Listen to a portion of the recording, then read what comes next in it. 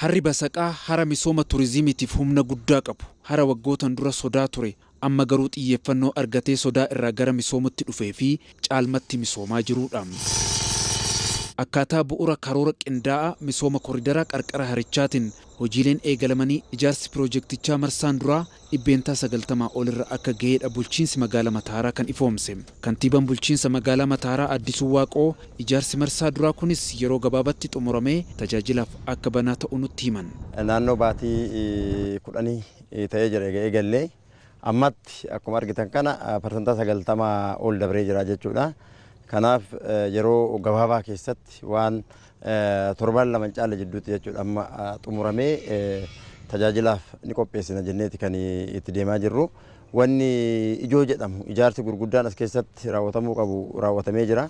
Amma waan miidhaginaaf ta'an tokko qofatu as keessatti hafee jechuudha. Misoomni koriidaraa qarqara haroo Basaqaa kunis wantoota bu'uuraa bashannanaaf oolaniin dabalata akkaataa duudhaa hawaasa naannichaa ibsuun hojjetamaa jiraachuus ibsaniiru. Turizimiin madda diinagdeeti keessattuu ilaalama mootummaa ida'amuu amma qabatamee deemaa jiru kanaani turizimiin madda diinagdee keenya, turizimiin miidhagina keenya. Bal'inni piroojeektii kanaa akkuma tanaan dura isin tuqne immoo naannoo hektaara 4.6 kan qubatee jiru. Hojiileen as keessatti hojjetamaa jiran olaaltan manneen kaafteeriyaa miidhagoo ta'an aadaa uummata naannoo kanaatiin kan ijaaraman of keessaa qabu. Isaanis tajaajilaaf already dhumanii jiru. Iddoowwan bashannanaaf ta'an dargaggeessi keessa qubatee kitaaba garaagaraa illee keessatti dubbisuu danda'u. Innis naannoo kutaadhaan kutaa baay'een as keessatti kan ijaaramee jiru ta'uu isaati.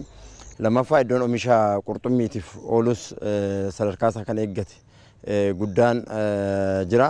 Misooma qarqara harichaatiif hojii mootummaan hojjetuun dabalata hirmaannaan dhaabbilee dhuunfaa murteessaa waan ta'eef carraa investimentii bal'aa qarqara harichaatti qophaa'eef abbootiin qabeenyaa fayyadamuu akka danda'anis bulchiinsi magaalichaa waamicha dhiyeesseera. Hojii nu asitti hojjenne kana boru uummanni keenya karaa haqa qabeessa ta'een akka irraa fayyadamuuf abbootiin qabeenyatillee ammallee hirmaannaan isaanii cimee nu cinaa akka dhaabbatan jecha dabalataan immoo lafoota gurguddaa qarqara hara Basaqaa kanarratti ni qabna.